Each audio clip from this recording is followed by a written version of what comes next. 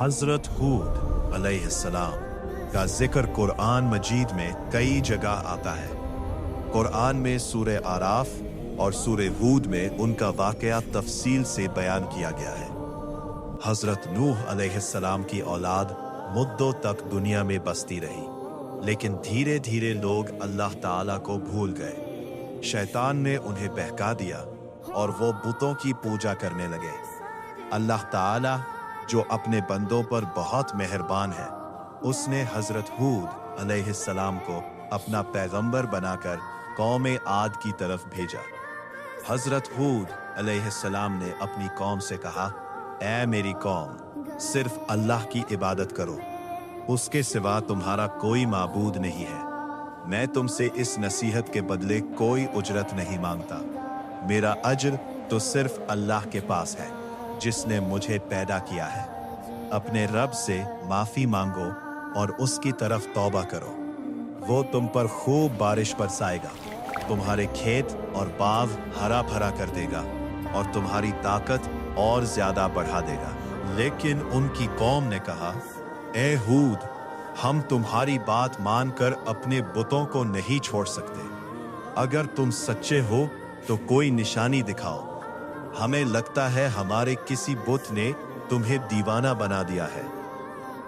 हज़रत हूद अलैहिस्सलाम ने फरमाया, तुम सब मिलकर मेरे खिलाफ जो चाहो कर लो और मुझे ज़रा भी मोहलत मत दो।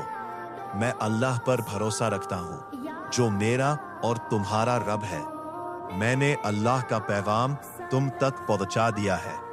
अगर तुम मेरी बात नहीं मानोगे तो अल्लाह तुम्हारी जगह दूसरी कौम ले आएगा। तुम अल्लाह का कुछ भी नुकसान नहीं कर सकते। लेकिन कौम फिर भी ना मानी। वो मजाक उड़ाते और कहते, रोज रोज हमें अजाब से डराते हो। अगर सच्चे हो तो अपने रब से कहो हम पर अजाब भेज दे। हज़रत हूद अलैहिस्सलाम पर ईमान लाने वाले ज्यादातर गरीब और कमजोर लोग थे, जबकि काफिर लोग अमीर और सरदार थे। वो हमेशा हज़रत हूद अलैहिस्सलाम का मजाक उड़ाया करते थे। एक दिन आसमान पर एक बड़ा बादल नजर आया। कौम आद खुश हो गई और समझने लगी कि अब बारिश होगी। लेकिन हज़रत हूद अलैहिस्सलाम को अल्लाह ताला ने बता दिया था कि ये रहमत नहीं, अजाब का बादल है। हज़रत हूद अलैहिस्सलाम ईमान वालों को लेकर बस्ती से बाहर चले गए। फिर उस बादल के बाद एक खौफनाक आंधी चलनी शुरू हुई। ये आंधी 8 दिन और 7 रात तक लगातार चलती रही। आंधी इतनी सख्त थी कि उसने सारी काफिर कौम को हलाक कर दिया।